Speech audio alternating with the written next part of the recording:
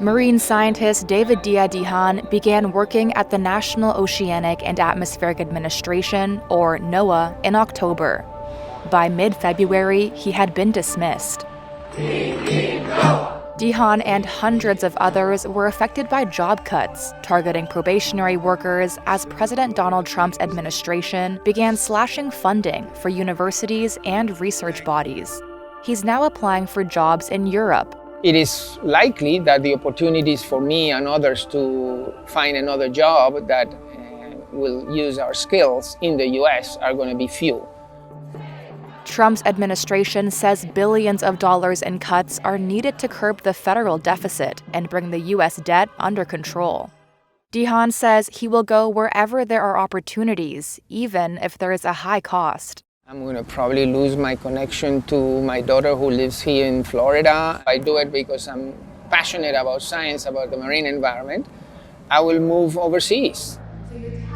The threat to academics' livelihoods at universities including Yale, Columbia, and Johns Hopkins has given Europe's political leaders hope they could reap an intellectual windfall. A letter reviewed by Reuters, signed in March by 13 European countries, urged the EU Commission to move fast to attract academic talent. And the European Research Council told Reuters it would double the relocation budget for funding researchers moving to the EU. 13 European universities and research institutes that spoke to Reuters reported seeing an increase in US-based employees and academics considering a move. But pulling in US talent requires more than goodwill. For decades, Europe has lagged far behind the US on investment of higher learning.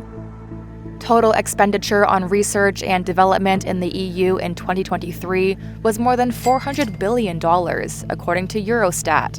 That same year, U.S. spending was $940 billion, according to the National Center for Science and Engineering Statistics.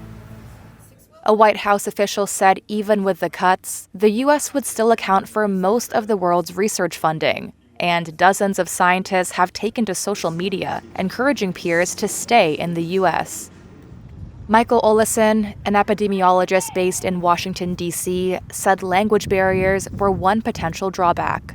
Really, the hurdles are just finding work, figuring out how to do that transition and moving. I'd probably sell most everything I have and just start fresh.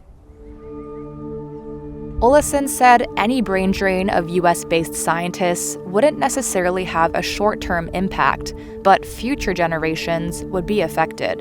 The long-term implications, though, with losing some of the thought leaders in the sciences is that you also lose the educators, and you need that classroom setting a lot of times to learn how to do science properly.